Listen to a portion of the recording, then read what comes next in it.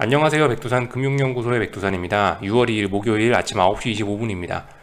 한국이 쉬는 사이에 이슈가 좀 많이 있었습니다. 하나씩 좀 지켜보자면 어제 같은 경우 중국 PMI가 발표됐는데 48.1 나왔다라는 거. 괜찮네 생각할 수 있죠. 48이 예상치였는데 48이 예상치였는데 48.1 나왔으니까요. 근데 이제 이거는 아니죠. 48 50 아래에 있다는 것 자체가 안 좋다는 거예요. 근데 48.1 나왔다는 거. 세 달 연속으로 지금 안 좋게 나오고 있습니다. 그렇기 때문에 중국이 심상치 않구나라는 걸 생각을 할 수가 있겠고, 그래서 그런지 일단 중국은 어제 약세를 보이긴 했습니다. 물론 이게 어떤 그 반등의 흐름을 확 깨는 그런 약세는 아니었고, 그냥 뭐 아직까지는 괜찮아요. 일본 같은 경우는 어제 특별한 이슈 없던 가운데 상승 마감하긴 했는데, 말씀드렸다시피 그 5월 중순부터 시작된 어떤 그런 반등의 흐름에 딱히 뭐 문제 없는, 그냥 어쨌든 5월 중순부터 시작된 반등 흐름 계속 지속됐다. 어제도. 네. 한국은 쉬는 사이에 중국, 일본 혼조했지만 반등 흐름은 계속 간다. 이런 식으로 보시면 될 것 같고요. 그 와중에 말씀드렸던 PMI가 나온 거다. 이렇게 보시면 될 것 같고요. 어제 이제 또 어제 밤에 유로존에서 여러 가지 지표가 있었는데 잘 보셔야 될 게 독일 소매 판매하고 유로존 PMI 요거 보시면 되겠는데, 이 독일 소매 판매 같은 경우는 굉장히 쇼킹했습니다. 예상치에 크게 미달하면서 마이너스 5.4, 마이너스 0.4 나왔거든요. 예상치가 4%, 마이너스 0.2%였는데 크게 예상치에서 미달했습니다. 그러니까 뭐다? 경기 침체 우려 이런 거를 자극할 수 있다라는 거. PMI 같은 경우 54.6 나왔는데 뭐 괜찮게 나온 거예요. 그죠? 50 위에 있고 그러니까 괜찮긴 한데, 이거 같은 경우도 지금 보시면 언론에서 뭐라고 하냐면은 18개월 내 최저치다. 이거 경기 침체되는 거 아니냐 이런 이야기를 슬슬 하고 있다라는 거죠. 그래서 같이 50이 넘게 나오긴 했지만 50 위에 와 있긴 하지만 저렇게 해석될 수도 있다라는 거. 이런저런 점들이 유로존 유럽 증시를 하락 마감하게 만들었다라는 거 우리가 알 수가 있겠습니다. 뭐 물론 이런 것들이 미국에도 영향을 미쳤겠죠. 미국에도 일부 영향을 줘서 그랬을 거다. 이렇게 보면 될 것 같습니다. 그래서 지금 제가 어쨌든 이런 뭐 PMI라든가 뭐 소매 판매라든가 이런 거를 이야기를 하고 있는데 평상시엔 잘 이야기하지 않던 거죠. 지금 같은 경우 이런 걸 이야기하는 게 이제 왜냐하면 경기 침체 가능성 이런 게 있기 때문에 이런 이야기를 드리는 겁니다. 평상시라면은 저런 지표들이 그냥 예상치에 부합하고 잘 나오거든요. 근데 경기 침체 가능성이 있다 보니까 저런 지표들이 꼬꾸라지는 것들이 나올 수 있다. 그러면서 시장에 충격을 줄 수 있다라는 식으로 좀 보고 있거든요. 그래서 저런 지표를 조금씩 좀 말씀을 좀 드리고 있는 겁니다. 미국 같은 경우도 어젯밤에 PMI 나왔는데 그래도 미국은 괜찮았어요. 미국 같은 경우는 뭐 56 뭐 이렇게 나오고 있고 그래서 괜찮다라는 거. 아직은 미국은 견조하다. 이렇게 볼 수가 있겠습니다. 실제로 보시면 뭐 어제 베이직북 같은 것도 나온 것 같은데 대다수 지역 경제 완만하게 뭐 성장하고 있다라는 이야기를 하고 있어요. 근데 1분기 GDP는 물 말아먹고 그죠? 재밌는 세상입니다. 요 정도 뭐 요런 이야기들이 있어서 하여튼 미국 증시가 하락 마감했다라는 거. 그리고 하나 더 보자면은 뭐 있더라. 저기 어제 블라드가 연설했죠. FOMC 블라드. 블라드가 연설했는데 뭐라고 했냐? 뭐 특별한 내용은 없었고 요거 올해 기준금리를 3.5%까지 올려서 인플레를 낮추고 기준금리 인하한 논의는 내년 말이나 24년에 진행될 가능성을 언급했다라는 거. 특별한 내용 없죠. 이제 아무튼 우리가 생각해 봐야 될 게, 이거 기준금리 이렇게 빨리 많이 올려버리면은 한국하고 한미 금리도 역전되는 게 아니냐 이런 생각을 좀 해봐야 되겠죠. 이런 이야기들. 하여튼 이분의 이야기는 절반만 듣자. 이분은 엄청나게 매파적인 사람이기 때문에 이분의 의견대로 다 가진 않는다라는 거예요. 그죠? 이렇게 생각을 하시면 될 것 같고요. 이런저런 점들 때문에 증시가 하락 마감했다. 이렇게 보시면 되겠죠. 어젯밤 또 재밌는 게 이제 파월 옐런 재무장관이 나와가지고 내가 틀렸다. 인플레가 이렇게 셀 줄 몰랐다라고 이렇게 이야기를 하기도 했습니다.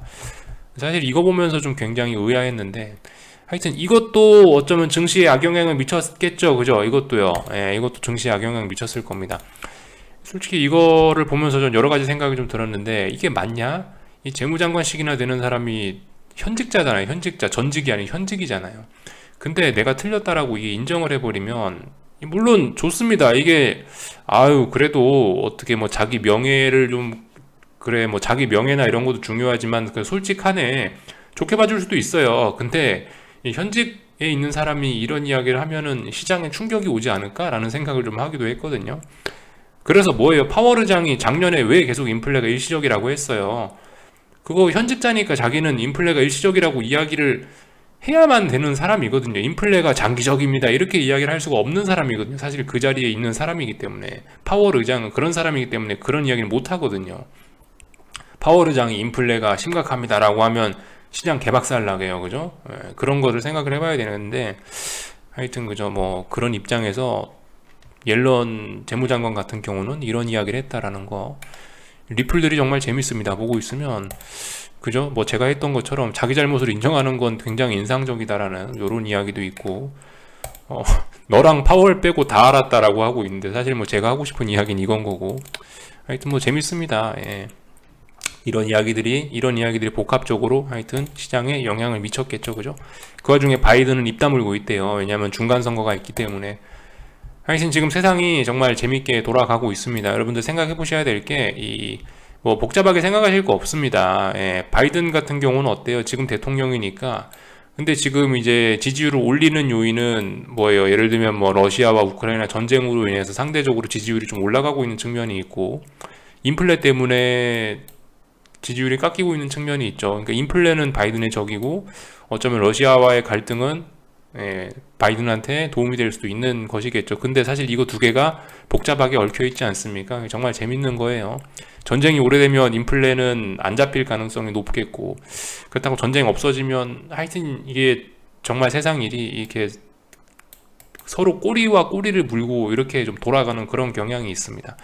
아무튼 정말 복잡한 세상이고 연준 같은 경우 여러분들 분명히 인플레를 잡을 수 있어요. 연준 같은 경우 분명히 인플레 잡을 수 있는데 지금 걱정이 뭐예요? 인플레 잡을 수는 있는데 저걸 내가 잡아버리면 경기 침체가 올 수 있다는 두려움 때문에 좀 발발 떨고 있는 그런 상황이에요. 그래서 공격적으로 인플레를 못 잡고 있는 상황입니다. 솔직히 75bp 인상해도 돼요. 그리고 아마 인상하고 싶을 거예요. 파월 의장 같은 경우는 인플레 잡아야 되니까. 근데 문제는 이거 하면 경제가 못 버틸 것 같으니까 지금 75bp 안 하는 거예요. 그나마 인플레가 급하니까 50bp라도 올리자. 우리 이거라도 해야 된다라고 지금 이야기를 하고 있는 거죠. 굉장히 그걸 간보는 거예요. 인플레 잡는 거와 경기 침체 그 사이에서 지금 무지하게 간을 보고 있는 거예요. 경기 침체를 연준이 바란다, 바이든이 바란다 이런 생각하시는 분들인데 이건 잘못된 거라는 거. 절대 기득권자들 입장, 파월 의장, 옐런 재무장관, 바이든 입장에서는 이 절대 경기 침체를 바라지는 않습니다. 이런 게 오면 기득권 세력은 망하고 바로 그 자리 정권 교체 그죠? 그렇게 표현하면 되겠죠? 바로 담당자가 그 교체되게 될 거니까. 바이든도 집에 가야 될 거고, 옐런도 집에 가야 될 거고, 파월도 집에 가야 될 거고, 경기 침체 오면 다들 집에 가야 되는 사람들이기 때문에 기득권자 입장에서는 그럴 거라는 거. 절대 뭐 침체를 바라거나 이러진 않고요. 하여튼 이런 상황이라는 거. 연준 애매한 상황이다. 서로 다 애매한 상황이다. 뭐 전쟁도 서로 꼬리가 물려있고 정말 재밌는 세상이에요. 하여튼 중요한 거는 여러분들이 생각하셔야 될 게 만약에 경기 침체와 인플레 이거 두 개가 상충하면 뭘 한다? 연준은 무조건 인플레 잡습니다. 이거는 100% 사실이에요. 연준의 존재 목적은 달러 가치 수호를 하는 데 있습니다. 물론 두 번째 목적이 고용 안정, 뭐 경제 회복 이런 게 잡혀 있긴 한데 상충되면 무조건 달러 가치 지킨다고요. 근데 지금 달러 가치가 심각하게 정치적으로나 경제적으로 둘 다 달러 가치가 지금 위협을 받고 있는 상황이기 때문에 파월 의장은 요거에 훨씬 더 집중할 가능성이 높다라는 거 생각해 봐야 되겠습니다. 이게 제 일목적이에요. 절대 헷갈리시면 안 돼요. 그 정도 이야기가 좀 옆으로 샜죠. 예. 하여튼 그 와중에 일본 같은 경우는 계속 완화 정책 한다고 하는데 제정신이 아닌 거죠. 이거 아마 나중에 어떤 대가를 치르긴 치를 겁니다. 지금은 세상이 조용하니까 평온하니까 괜찮다고 하는데 뭐 나중에 세상 어려워지면 이게 큰 대가를 치를 수 있겠죠. 미국은 지금 수도꼭지 못 잠궈서 난리인데 얘들은 계속 수도꼭지 풀겠다고 하면 문제가 생길 수 있겠습니다. 벌써 대가를 좀 치르고 있죠. 엔화가 벌써 맛이 가고 있잖아요. 이런 거 보시면 될 것 같고. 하여튼 좀 잡설이 좀 길었습니다. 하루 쉬어가지고 좀 다양한 이슈들이 있고 해드리고 싶은 이야기들이 있어서 좀 요런 이야기를 했고, 자 이제 미국 시장 보기 전에 오늘부터 뭐예요? 사실 오늘이 아니죠. 어제부터 어제부터 해서 뭐가 시작됐습니까? 6월이 시작됐어요. 근데 6월이 시작된 게 중요한 게 아니고 6월부터 이제 테이퍼링이 시작된다라는 게 중요합니다. 그래서 어제부터 연준의 대차 대조표 축소는 본격적으로 시작이 됐다라는 거 그거를 생각하셔야 되겠습니다. 예전에도 저렇게 그 테이퍼링, 저 QT 저거 했을 때 대차 대조표를 줄일 때 어떻게 됐냐? 2018년, 19년에 생각해 보시면 되죠. 뭐 그때 굳이 차트 안 보여드려도 될 테니까 하여튼 직접 찾아보세요. 어떻게 됐나? 한참 트럼프가 집권하면서 미중 무역 분쟁하고 그렇게 대차 대조표를 같이 줄이던 시기가 있는데 그때 어떻게 됐나 생각을 해보시면 되겠습니다. 오늘 그게 이제 어제부터 시작이 된 거예요. 아주 기념비적인 날이라고 할 수가 있겠고, 그것 때문인지 어쩐지 일단 미국 증시 하락 마감을 했고, 그리고 뭐 금리와 달러가 다시 치솟기 시작했다라는 거가 어젯밤의 특징이라고 할 수 있겠습니다. 그래서 이 보시면 미국 증시 일단 증시 이야기를 할 건데 하락 마감을 했어요. 당연히 하락 종목이 많았고 뭐 이런 모습이었습니다. 재밌는 게 이제 그 IT 빅테크는 좀 양호했네요. 그죠? 빅테크는 양호하고 다른 종목이 다 빠졌습니다. 왜 그런지 잘 모르겠는데 하여튼 그런 모습이 있었다. 기술적 의미를 좀 따져봐야 되겠죠. 기술적 의미. 제가 이야기해드렸던 그런 패턴이 나왔습니다. 그런 패턴이요. 지금 보시면 지난 3거래일 동안 요거 5월 30일 날 제끼고 요건 휴장이니까 제끼고요. 지난 3거래일 동안 어딘가를 넘지 못하고 밀리고 있어요. 그죠? 나스닥도 지난 3거래일 동안 어딘가를 넘지 못하고 밀리고 있습니다. 그러면 이 정도면 일단 반등은 끝난 겁니다. 일단 반등 끝났다라고 생각하고 이제 다시 어딘가를 돌파한 척하기 전까지 다시 어딘가 4175 다시 어딘가 뭐 12700 자리를 돌파한 척하기 전까지는 이제는 아래쪽으로 방향성이 갈 수 있다라고 생각하고 일단 반등 끝났다 아래로 간다라고 생각하고 대응해야 되겠다는 거죠. 이제는 그러니까 이거를 이제 제가 이렇게 표현드릴 수 있을 것 같아요. 이제 하락하는 게 좀 자연스럽다 라고 말씀드리면 될 것 같은데 여러분들 이제 이 말을 오해하시는 분들이 가끔 계시더라고요. 제 생각엔 근데 99.9%는 다 아마 제대로 이해하셨을 거라 생각합니다. 일부 분들이 이제 그걸 이해를 이상하게 하셔가지고 이게 하락이 자연스럽다라는 게 제가 오늘 밤에 이거 하락한다고 예측하는 게 아니에요. 저는 오늘 밤에 이거 폭락한다고 이야기하는 게 아닙니다. 뭐 예를 들면 비유를 이렇게 드리면 될 것 같아요. 뭐 어떤 친구가 학벌이 굉장히 좋아요. 학벌이 좋으면 쟤는 앞으로 뭐 사회 나가서 성공할 거야 라고 우리가 보통 표현하지 않습니까? 뭐 그게 자연스러워 라고 표현을 하잖아요. 근데 꼭 학벌이 좋다고 사회 나가서 잘하고 돈 잘 벌고 그런 건 아니죠. 학벌이 아무리 좋아도 뭐 인생 실패할 수도 있고 그런 거 아니에요.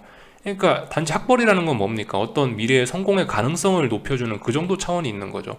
아, 쟤는 학벌이 좋았으니까 앞으로 잘 될 가능성이 높아 정도로 이걸 받아들여야지 약간 그런 식으로 생각하시면 될 것 같아요. 이 정도 해놨으면 이제 오늘 밤에 하락하는 게 보통 자연스럽다고요. 이 정도 해놨으면 오늘 밤에 하락할 가능성이 높아. 이 정도면 좀 그런 모양이 좀 자연스럽지. 쟤는 학벌이 좋으니까 뭐 나중에 사회 나가서 성공할 거야. 이 정도라는 거죠. 이 정도. 실패할 수도 있는 거예요. 근데 걔가. 그죠? 오늘 밤 이렇게 하락할 것처럼 해놨지만 오늘 밤에 상승할 수도 있는 거예요. 근데 그거는 이제 이례적인 거라는 거죠. 그건 독특한 일이라는 거죠. 근데 그럴 수도 있다라는 거 생각을 해봐야 되겠고, 하여튼 하락할 수 있다. 이제는 뭐 오늘 밤에 하락이 자연스러운 날이긴 한데 하락할지는 지켜봐야 되겠고, 그래서 뭐 의미가 있었다라는 거요. 이 정도 말씀을 드리면 되겠고, 하여튼 몇 거래일 동안 저항을 누적시켰다. 이제 반등은 끝났다. 아래쪽으로 가려고 한다. 이런 이야기 드리면 되겠죠. 그래서 이제 빅스 같은 것도 좀 잠깐 좀 살펴보자면은 뭐 이런 모습이라는 거. 어제 재밌는 게 이제 빅스 같은 경우는 이제 오히려 하락 마감했습니다. 오히려 하락했는데 아직까지 뭐 중요한 자리들을 지키고 있긴 하니까 뭐 여기다 대고 특별한 이야기 하지 않을게요. 이제 그 25.5 정도 되는 자리에 대한 싸움을 오늘 밤에도 이어나갈 예정입니다. 그죠? 그래서 오늘 밤에 이제 하락이 자연스럽다라고 말씀드렸는데 하락이 자연스러우니까 하락하면은 이제 얘가 이제 이런 식으로 살아날 수가 있겠죠. 살아날지 안 살아날지 뭐 지켜보면 될 것 같고. 하여튼 그죠. 몇 거래일 동안 싸웠는데 다시 저항을 누적하면서 이제 반등이 끝났다라는 신호는 줬다. 갈지 안 갈지 오늘 밤에 확인하자. 요 이야기 드리면 뭐 미국장은 이야기 다 한 것 같고요. 그러니까 어젯밤에 뭔가 자신 있으신 분들은 뭔가 하셨으면 됐겠죠. 아니면 이제 오늘 밤에 잘 하시면 되고요. 저거를 어제까지 마감한 걸 믿고 오늘 밤에 움직이시면 되고요. 미국장 같은 경우는. 그리고 제가 요즘 미국장 이야기를 좀 열심히 하는 게 이 한국 증시 같은 경우는 이미 하락 추세 완연히 진행되고 있기 때문에 제가 뭐 딱히 할 말이 없어요. 뭐 조금 오르나 내리나 그게 큰 의미가 없다라고 보는데, 미국 증시 같은 경우는 이제 하락 추세로 들어선지 본격적인 하락 추세로 들어서고 의미 있는 라인을 붕괴시킨 지 얼마 안 됐단 말이에요. 그렇기 때문에 어떤 하락의 초창기라고 할 수 있습니다. 6개월간 빠졌지만 그래도 비교적 하락의 초창기라고요. 그러니까 여기선 좀 집중해서 좀 잘 볼 필요가 있다라는 거. 그러니까 좀 미국을 열심히 보는 거예요. 한국은 대충 말하잖아요, 솔직히. 한국은 뭐 1년째 하락인데 거기다 대고 제가 뭐라고 이야기하겠어요. 근데 미국은 초창기니까 집중할 필요가 있다. 그 정도 이야기 드리고, 하여튼, 그죠? 금리 올랐어요. 뭐, 다양한 이유가 있었겠죠. 금리가 오른 데는요. 뭐, 옐런이 인플레 정책이 잘못됐었네. 내 생각이 틀렸었네. 또 그리고 블라드가 나와가지고 기준금리를 얼마까지 올려야 되네. 이런 이야기들 하고 있고. 뭐, 하여튼, 이런저런 점들 때문에 금리가 올랐다. 중요한 건 3%다라는 거, 그죠? 어젯밤 말씀드렸죠. 3%가 넘어가야지 좀 시장에 반응을 해줄 수 있다라는 거 말씀드렸고요. 하여튼 지금 그래서 6월이 돼갖고 달러도 그렇고 금리도 그렇고 다 중요한 라인들. 달러 같은 경우는 중요한 라인이 어디였겠습니까? 제가 봤을 때 102.1 정도 자리 보시면 될 것 같아요. 줄이 잘 안 꺼지네요. 102.1 여기 정도 보시면 될 것 같아요. 102.1을 돌파한 척 하면 일단은 방향 전환은 됐다. 일단 더 이상 이제 아래로 가지 않는다. 위로 간다라고 보시면 될 것 같아요. 그죠? 금리 같은 경우도 일단 여기를 돌파한 척 했으니까 여기 2.845 정도 자리를 돌파한 척 했으니까 더 위쪽으로 일단 갈 수 있다라고 보긴 보는데 얘는 3% 자리를 잘 봐야 된다는 이야기 드렸죠. 재밌습니다. 6월달이 땡 하자마자부터 금리와 달러가 방향을 틀기 시작했고 주식시장이 일단 반등을 멈췄어요. 이제 계속 연속성을 보일 수 있으려나 잘 지켜보면 될 것 같고, 어젯밤에 비트코인은 다시 3만 달러를 붕괴시키고 있네요. 3만이란 자리가 중요하다. 이 정도 이야기를 드리면 될 것 같습니다. 그래서 일단 뭐 대부분 다 살펴봤고요. 유가 같은 경우는 뭐 계속 오를 수 있었는데 또 어젯밤에 달러가 오르니까 확실히 달러가 오르려고 해서 그런가 좀 요즘 상승이 좀 주춤주춤합니다. 달러 약세 계속됐으면 전고점까지 시원하게 갈 수도 있었을 텐데 아무튼 뭐 저도 빨리 기름값 떨어질 때 이런 때 가서 기름 넣어야 되나 모르겠네요. 지금 주유소 한번 가긴 가야 되는데. 하여튼 뭐 이런 모습들 살펴봤어요. 달러가 지금 다시 강하니까 원자재들은 또 주춤할 수 있다라는 거. 그렇지만 이 흐름이 깨지진 않는다라는 거 생각해 보면 되겠죠. 이 정도 이야기 하면은 어젯밤 이야기 다 한 것 같고요. 한국 증시 뭐 지지와 저항이나 체크하시면서 천천히 대응하시면 되겠죠. 지금 지난 2거래일 동안 여기 어딘가에서 또 어떤 매물을 잘 소화를 해놨는데 오늘 시가 정도 자리가 중요한 자리겠죠, 그죠? 352 정도 자리가 어떤 저항이라고 전 생각을 해요. 이 자리를 지키지 못하면 지난 2거래일 동안 상승했던 거 이거 아무 의미 없다. 5월 30일, 31일 날 상승했던 거 351을 지키지 못하면 352 아래에 있으면 이거 봉 두 개 아무 의미 없다라는 거 이렇게 이야기 좀 해드리고 싶고, 글쎄요, 뭐 요렇게 해서 급격히 반등을 한 번에 끝낼 수도 있죠. 뭐 어떻게 되려나 모르겠고, 하여튼 352자리가 그런 의미가 있다라는 정도만 좀 이야기를 해드릴게요. 올라올 때 사실 갭을 굉장히 많이 만들면서 올라왔습니다. 코스피가요. 보시면은 여기 5월 27일 날 갭 상승했죠. 그리고 5월 30일 날 갭 상승했죠. 갭 굉장히 크게 만들어놨기 때문에 만약에 이제 방향 전환돼서 하락할 거면 훅훅 떨어질 수도 있다. 요 정도 이야기만 드리면 될 것 같고, 삼성전자는 또 다시 재미없는 67,000원 자리 거기 또 테스트 해야 되겠죠. 그 정도. 하여튼 삼성전자 중요합니다. 제가 말씀드렸던 그 자리, 만약에 이번 반등의 고점이 여기 뭐 67,500원 400원 여기대에서 끝난다면은 심각할 수 있다라는 거. 이것도 3산 만들 수 있잖아요. 3고점 하나 둘 셋 3고점, 고점이 이렇게 높아지다가 여기서 툭 떨어졌다. 그럼 다음번에 이렇게 저점 높아지고 있긴 했는데 이 저점 지킬 수 있겠느냐 우리 의심해 봐야 되겠다라는 거죠. 그런 점들 생각해 볼 수 있겠다라는 거. 67,000원 자리 그래서 잘 보자. 이번에 67,000원 붕괴돼 갖고 제대로 올라오지 못하면 심각할 수 있다.